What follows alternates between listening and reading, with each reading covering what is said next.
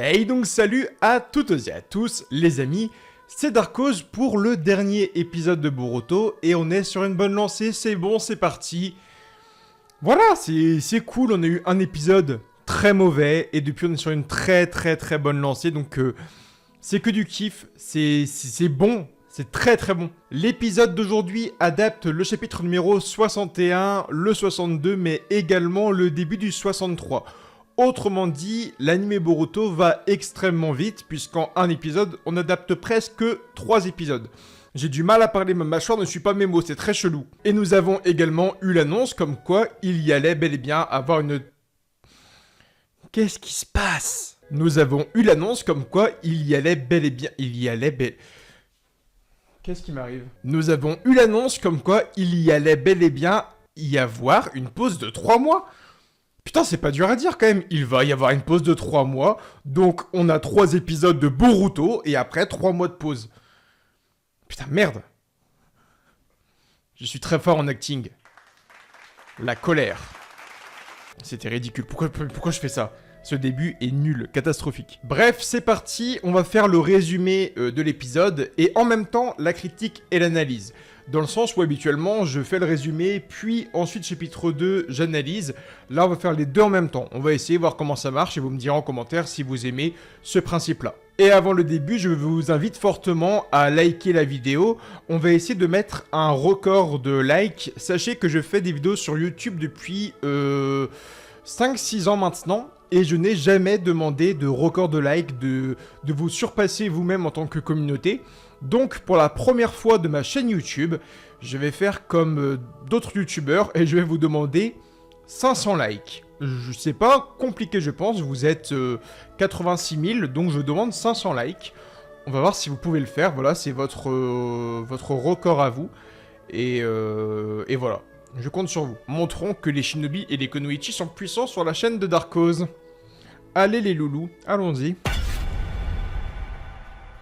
Alors ce qui est assez surprenant et malheureux à la fois, c'est qu'au début de l'épisode, ils ont retiré la séquence de Gemaki. Donc pour ceux qui l'ont complètement oublié, le Gemaki, c'est le jeu de cartes qui existe dans l'univers de Boruto. Autrement dit, ils ont réussi à mettre Naruto, Sasuke, Jiraiya, Orochimaru et d'autres personnages comme Rock Lee par exemple en tant que personnages de cartes. Et donc les jeunes kunoichi, les jeunes shinobi, les civils du monde ninja de la Terre peuvent s'acheter des boosters et tirer un Rock Lee 6ème porte qui est SSR.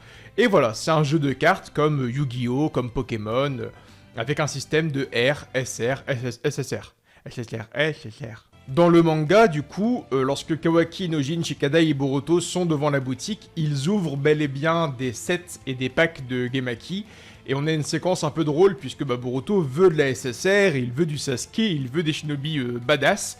Et dans le manga, il tire Shino Aburame. Toute cette séquence-là a été retirée dans l'anime pour instaurer une ambiance sérieuse dès le début, où Kawaki se sent vraiment espionné, regardé, surveillé, ce qui est le cas puisque du coup plusieurs Chunin du village surveillent Kawaki et Boruto, chose qui était du coup instaurée par Naruto Uzumaki directement. Pour expliquer du coup le contexte, on sait que Code a installé des marques de griffes un peu autour du village de Konoha et dans le monde shinobi, donc à tout moment Code peut intervenir et s'attaquer à Kawaki et Boruto, puisqu'ils savent bel et bien que les premières cibles de Code sont Kawaki, Boruto, Sasuke et Naruto. Donc voilà, Naruto a installé une protection sur ses enfants en disant à des Chunin de Konoha, de type sensoriel, ce qui est très important, surveillez mes enfants, et dès que vous voyez un code surgir, vous contactez Ino, moi et Sasuke, du coup, avec votre type sensoriel, pour que nous, on puisse intervenir. Chose intelligente, puisque si Code s'attaque à Boruto et Kawaki sans protection, ils vont devoir l'affronter directement au risque de mourir. Puisque Code est quand même très puissant. Grâce à la protection du coup de Naruto Uzumaki, je le réexplique, ils ont une protection et une communication rapide avec les grandes puissances qu'est Naruto et Sasuke. Malgré qu'ils aient perdu du coup un Rinnegan et Kurama. Dès que j'en parle, ça me fait mal au cœur. Kyuubi, je m'en remettrai jamais. Il est mort dans le manga il y a quoi? Il y a 3-4 ans, je crois. Ça me fait trop mal au cœur, c'est terrible. J'abuse. 2 ans? Je sais plus. Qui suis-je? Dans le manga et dans l'anime, je crois, Boruto et Kawaki expliquent également qu'ils comprennent pas trop ce truc, pourquoi ils sont espionnés H24, pourquoi ils sont suivis H24. Et vraiment, 24 heures sur 24, ça veut dire que le matin, au pied du lit, bah, ils sont surveillés. Et pendant la nuit, il y a des gardes postés devant leurs fenêtres. Donc vraiment, ils ont une garde trop rapprochée, ce qui stresse énormément Boruto. Là, Kawaki, lui, ça l'énerve plus qu'autre chose. Il est vraiment sur les nerfs, il est extrêmement tendu. Et via les derniers épisodes, on sait qu'il n'a pas trop besoin de ça non plus. Du coup, la question dans le manga est très bien posée. Je trouve qu'elle était mieux structurée dans le manga où... voilà, Boruto et Kawaki disent pourquoi avoir une aussi grande protection alors qu'il y a du coup le système de... Je sais pas parler. Il y a un système de détection à Konoha où on sait qui rentre, qui sort. Et Shikadai explique très bien dans le manga que un chakra, c'est un peu comme une sorte d'empreinte digitale où chaque shinobi, chaque individu a un chakra différent. Donc on sait très bien... Quand une personne rentre dans le village, on sait qui il est, s'il est bien sûr identifié au village. Donc, en effet, on peut identifier une personne qui rentre et qui sort, et Kawaki soulève très bien le point dans le manga de dire « Ok, du coup, on peut identifier la personne qui rentre et qui sort, mais par contre, on ne peut pas l'exclure, la bloquer et l'affronter. » Enfin, en fait... La détection n'empêche pas la confrontation. C'est surtout le point qui est posé dans le manga et un peu moins détaillé dans l'anime, ce que je trouve dommage. Là où Boruto, lui, comprend vraiment pas en fait ce truc-là. Et pour Boruto, la barrière de détection... Putain, c'est fou les gars, je fais un AVC, ça me casse les couilles. Il comprend pas en fait, ça me saoule les gars. Il comprend pas en fait, pour lui, la barrière de détection du clan Yamanaka devrait suffire à leur protection. Ce qui est faux. Delta est rentré, Kashinkoji est rentré, Jigen est rentré, Ishiki est rentré, Momoshiki et Kinshiki sont rentrés. Bref, c'est un festival puisque Toneri est également rentré quelques années auparavant. Sans oublier Orochimaru, sans oublier Sasuke, enfin bref, c'est un festival. Disons très clairement que la protection du village de Konoha, du clan Yamanaka, est la plus désastreuse, tout manga confondu. Ils détectent, ok, et encore pas tout le temps, pas tout le temps, et en plus, ils se font victimes. Très fortement. Trop fortement. Et du coup, Inojin explique très bien dans le manga, et encore une fois, un peu moins bien dans l'anime, puisque vraiment, j'ai l'impression, dites-moi si c'est pareil pour vous, ceux qui lisent le manga et qui revoient l'anime aujourd'hui, j'ai l'impression que tous les textes, c'est ce que j'avais dit dans les... Pourquoi j'ai autant de mal? Toutes les phrases... Tous les dialogues dans l'anime actuellement, j'ai l'impression qu'ils sont bâclés, qu'ils sont bâclés. Dans le manga, c'est trop bien expliqué, et j'ai l'impression que dans l'anime, tout va vite, tout est rushé, et les explications sont pas très bonnes parfois, mais voilà, je sais plus où j'en étais dans mon explication. Putain, c'est catastrophique cette vidéo, les gars, elle est... Wouh! J'étais du coup au point où j'expliquais que Inojin explique très bel et bien en tant que membre du clan Yamanaka que, en effet, cette détection-là a un point faible si un jour une personne est capable de camoufler son chakra et de faire disparaître son chakra. Un peu comme les Z-Warriors dans Dragon Ball qui peuvent effacer leur ki. Voilà, Inojin explique qu'on peut bel et bien avoir des personnages, des shinobi qui pourraient camoufler leur chakra, faire disparaître leur chakra, et à ce moment-là, la protection, la barrière de détection du clan Yamanaka ne marcherait pas, ne fonctionnerait pas. Chose que Kawaki entend bel et bien, qu'il analyse, qu'il comprend, et qu'on verra à la fin du coup de l'épisode.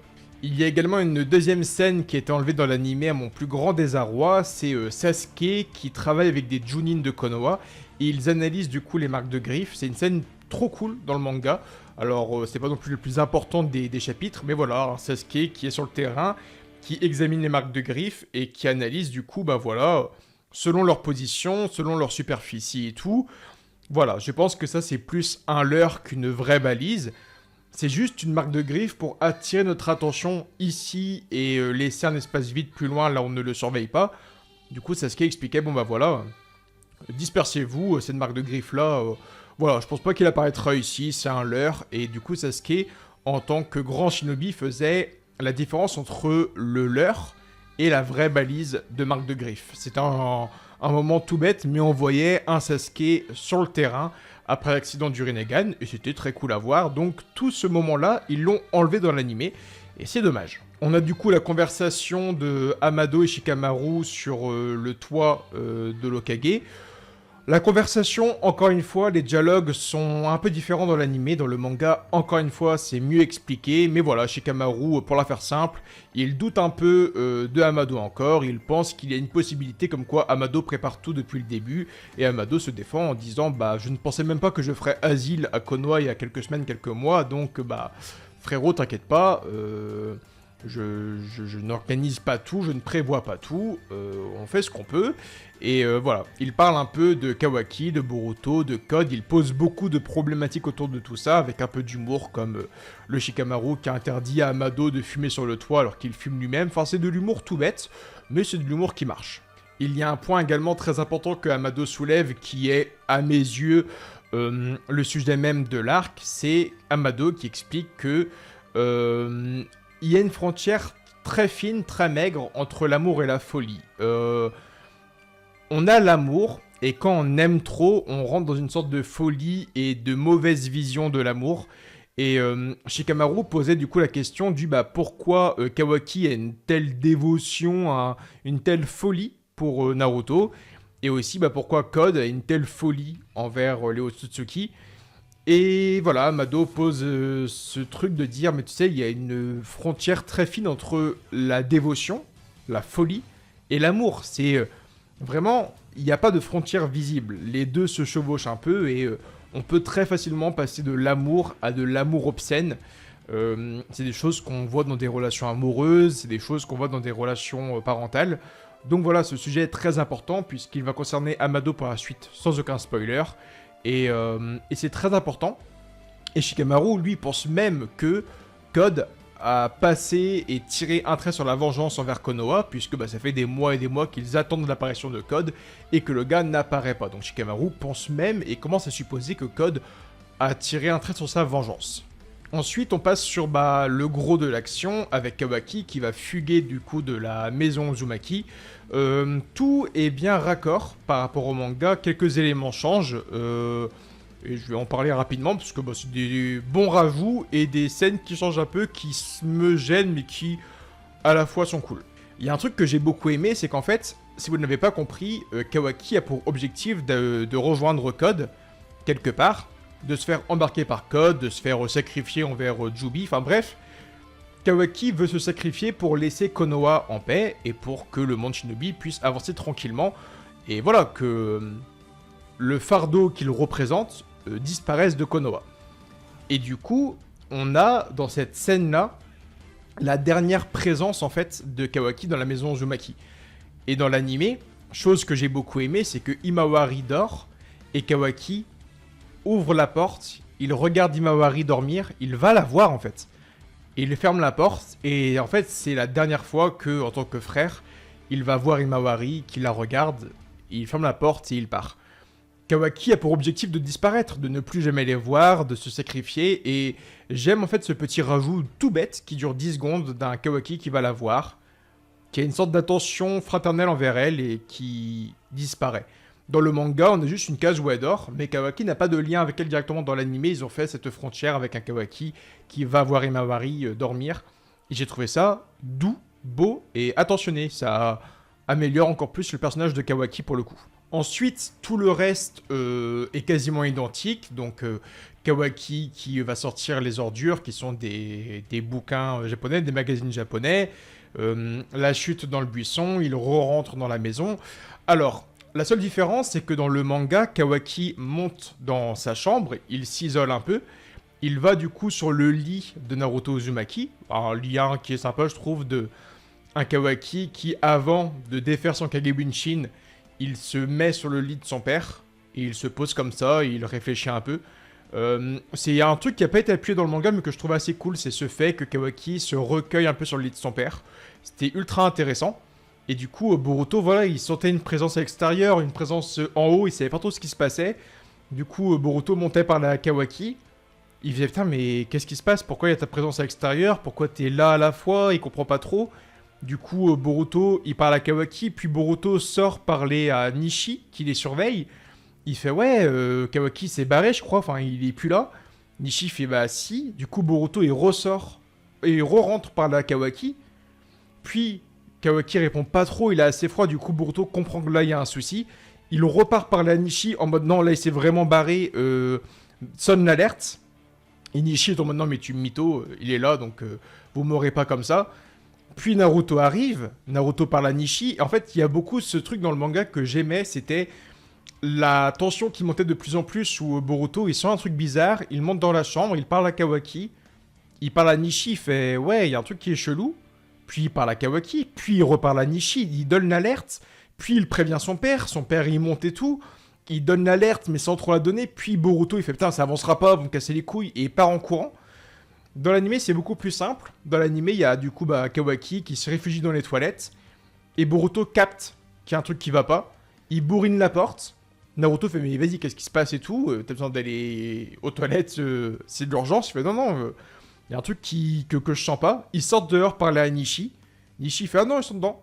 Naruto re-rentre et bim, le clone pète. En fait, ce que je vais expliquer, c'est que dans le manga, il y a plus de tension, plus d'étapes. C'est je monte dans la chambre, je cours, et il y a des cases bêtes que moi j'aime beaucoup. C'est ce Kawaki au premier plan qui est posé dans le lit, et au second plan, t'as le Boruto qui court partout dans la maison, qui veut trouver une solution, qui veut donner l'alerte, mais les Jonin ne le croient pas, ils pensent que c'est un gamin qui ment, et du coup il court partout, il trouve une solution avec le premier plan à Kawaki posé. Là, ils ont fait la scène des toilettes. Alors, je sais pas pourquoi les toilettes. Peut-être parce que le sujet des toilettes dans la famille Uzumaki, c'est un sujet un peu humoristique où Kawaki et Boruto se sont déjà battus pour aller pisser. On a déjà vu un Naruto sur le trône. Enfin bref, on a déjà vu les toilettes Uzumaki à plusieurs reprises. Et là, ils sont encore regroupés autour des toilettes. Je sais pas si c'est un truc humoristique en mode vas-y, c'est un peu marrant de le voir sur le trône. Mais en tout cas, voilà, Kawaki pète son clone, et là, l'action débute, avec de très bons animateurs et des choses extrêmement cool. Dans l'anime, du coup, Boruto part directement à la recherche de Kawaki. Il part sans trop tarder, et on le revoit pas avant qu'il ne frappe, du coup, Code. Dans le manga, c'était un peu différent de mémoire, et c'était il y a plus d'1 an, donc j'ai la mémoire un peu floue, mais de mémoire, il y a beaucoup Boruto qui court dans la forêt et qui pense à Kawaki, et Kawaki qui court lui aussi dans la forêt et qui pense à Boruto. Sur le truc du...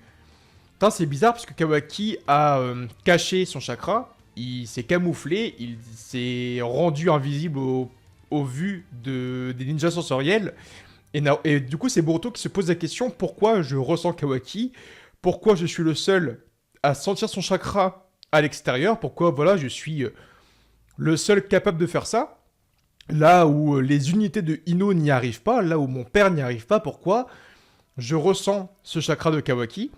Et à côté, Kawaki dans la forêt qui court en direction de Code et d'une probable rencontre, et Kawaki se dit ok, Boruto m'a repéré, parce que du coup son clone a pété, du coup il reçoit les informations, et Kawaki est là en mode pourquoi Boruto a capté que c'était un clone, pourquoi Boruto a capté que j'étais là. Et du coup, les deux frères pensent chacun de leur côté, et les deux frères viennent à l'hypothèse de se dire on a créé un lien tous les deux. On a créé un lien, on est proches, il y a le Kama, il y a ce truc qui nous a forgé, qui nous a rapprochés, et ils peuvent pas se cacher des choses en fait. Et dans le manga, j'aimais beaucoup ça, ce truc de Boruto et Kawaki qui pensent à l'un et l'autre en disant on n'est pas que des inconnus, on n'est pas que des shinobi, on n'est pas rien quoi. On est des frères, on se comprend, on sait où on va, on sait où on ne va pas. Et ça, j'aimais beaucoup, ce truc de se comprendre mutuellement.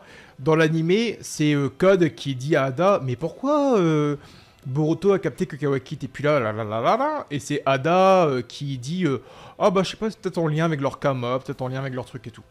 Voilà, je préférais encore une fois la version du manga.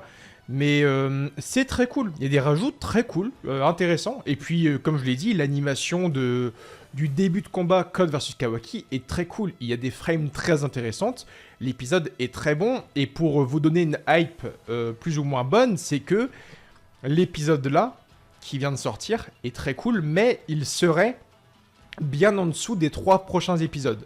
Logiquement, les 3 épisodes qui arrivent seront Gucci. ils vont vraiment être Gucci. Et ne vous fiez pas non plus aux previews, ça je voulais le dire depuis un petit moment, mais ne vous fiez pas aux previews des épisodes, puisque ce sont en fait des épisodes concentrés où c'est vraiment de la promotion. Donc souvent en promotion, l'animé ne dévoile pas les dernières frames. Je vous montre donc une image, c'était voilà, la frame d'un épisode de Boruto, et vous avez au-dessus ou en dessous, je sais plus, la version officielle. Donc il y a vraiment parfois en preview des dessins qu'on trouve bof, mais dans l'épisode et le rendu final, c'est retravaillé avec des animateurs et c'est vraiment beau. Donc, vous fiez pas au preview du prochain épisode, le niveau sera très élevé, il y a de très bons animateurs, de très bons dessinateurs, de très bons superviseurs, et sachez-le, les 3 prochains épisodes, on va réellement manger Gucci. Et donc voilà, on a 3 épisodes qui vont arriver, on aura une pause de 3 mois, ça va être long, mais dans les 3 prochaines semaines, on va réellement manger Gucci. Il y a l'explosion de Code que j'ai beaucoup aimé, qui me faisait beaucoup penser à Minato aussi, c'est quand Kawaki vise Code et qui tire vers lui. Alors, dans le manga, il y a une explosion qui se fait sur le terrain, et Code est tellement rapide qu'il apparaît dans le dos de Kawaki. C'est juste ça. Kawaki tire, boum, ça explose, et voilà. Code est tellement rapide qu'il apparaît dans le dos de Kawaki et le combat continue. Dans l'animé, j'ai beaucoup aimé ce qu'ils ont fait, c'est un superbe rajout. Kawaki tire sur Code, Code se met une marque de ceinture sur le ventre, donc l'explosion rentre dans la ceinture, et il y a une trace de griffe qui est plus loin dans les montagnes, et du coup, Code a réussi à téléporter l'explosion à plusieurs kilomètres d'eux dans une montagne. Et ça me fait beaucoup du coup penser à Minato Namikaze qui prenait la bombe Biju de Kurama et qui la faisait exploser à l'extérieur de Konoha. C'est le même délire. Il y a déjà un rapprochement qui avait été fait dans l'anime et dans le manga où on disait « Tiens, les marques de griffes ressemblent beaucoup à la technique de Minato Namikaze ». Et aujourd'hui dans l'anime, ils refont un parallèle où c'est la même scène, quoi. Kurama tire sur Minato, Minato TP l'attaque. Là, Kawaki tire sur Code, Code TP l'attaque. C'est un rapprochement, encore une fois, très très cool.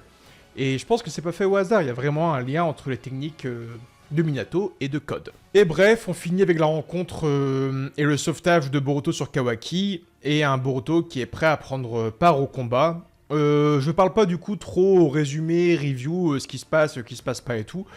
Mais voilà, dans la globalité, vous avez compris ce qui se passait. C'est vraiment un Kawaki qui veut se sacrifier, qui ne veut pas que Konoha soit mis en danger, il veut pas que Naruto Uzumaki soit mis en danger. Du coup, il va vraiment voir Code en mode, bah, prends-moi, embarque-moi, vite, s'il te plaît. Fais vite, tue-moi, quoi. Et Boruto dit non, mais c'est... Enfin, Boruto arrive, il sauve Kawaki, il dit, bah, c'est pas ce que mon père voudrait, c'est pas ce que moi je veux. Donc, je comprends ton délire, vas-y, tu veux sauver mon père et tout. Très bien, protège mon père, fais ce que tu veux. Moi, j'ai ma décision. Protège mon père, moi, je protège mon frère. Et tu es mon frère, du coup, je vais te protéger. Très bien. Protège mon père, moi, je te protège.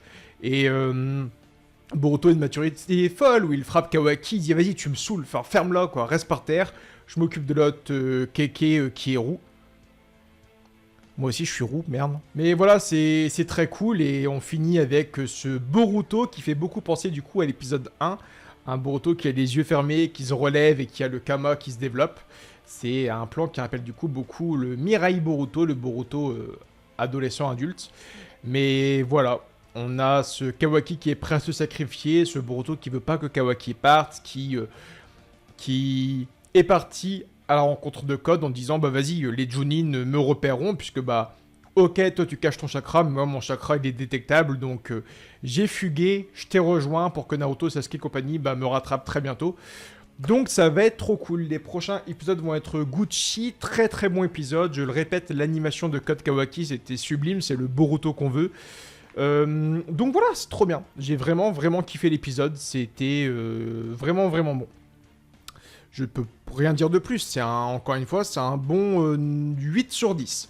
Je mettrais rarement 9 ou 10, mais pour l'instant, c'est un bon 8 sur 10. Maintenant, je vais poser un peu une balise spoiler avant de parler du dernier point de la review. Donc, pour ceux qui ne veulent pas être spoilés, pour les Animonly, quittez la vidéo. Et encore une fois, je vous invite à battre ce record de likes que je vous propose, de battre le record des 500 likes. Et tu peux... Voilà, liker, commenter, t'abonner à la chaîne, me rejoindre sur Twitter, sur Instagram, sur le Discord, lire Dragon Ball Kakumei également sur Manga Draft. Et voilà, maintenant on part en petite balise spoiler pour la suite de l'animé. Du coup, comme je l'ai dit en début, milieu et fin de vidéo, il reste 3 épisodes, logiquement, avant qu'on ait une pause de 3 mois. Donc ça veut dire typiquement que on va avoir un Boruto contre Code et les débuts du combat Kawaki. Et en fait, il y aura beaucoup de rajouts en combat, c'est indéniable, hein, c'est comme le combat contre Momoshiki, c'est comme le combat contre Jigen. Ils vont rajouter des scènes, ils vont faire 4-5 minutes de combat pour notre plus grand kiff. Il est indéniable en fait que la pause de l'animé va se faire avec la mort de Boruto.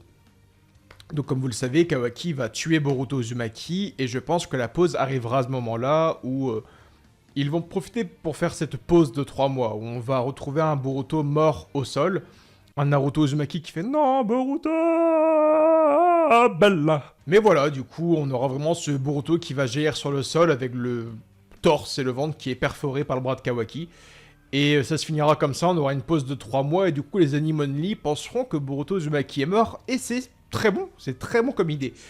C'est très bon comme idée puisqu'en fait à l'époque du manga, lorsque Boruto s'est fait transpercer le ventre, on a juste attendu 30 jours, ce qui est très court quand même, on va pas se mentir, et on découvrait en fait au bout de 3-4 cases que Boruto était encore en vie.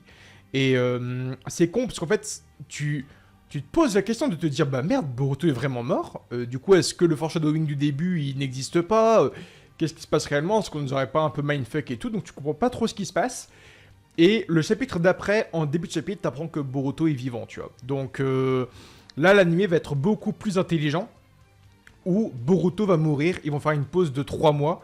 Et les personnes qui ne veulent pas lire le manga, les personnes qui veulent seulement et uniquement regarder l'animé, bah pendant 3 mois, ils vont penser que Boruto est mort, quoi. Et je trouve ça hyper intelligent de la part des studios Pierrot de faire mourir le personnage, puisque, bah, n'oublions pas, oui, Boruto Uzumaki est réellement mort à ce moment-là de l'histoire, juste que Momoshiki l'a ressuscité avec les données restantes du Kama, mais oui, Boruto meurt réellement dans la série, et l'animé va faire un coup de génie en faisant mourir Boruto, et ensuite, pendant 12 semaines, ce qui est énorme, pendant 12 semaines, plus de nouvelles de Boruto. On aura l'impression limite que l'œuvre se finit comme ça, avec un Boruto gisant sur le sol, un Boruto mort avec un corps qui refroidit. Fin. Ça va être un coup de génie, ça va être incroyable.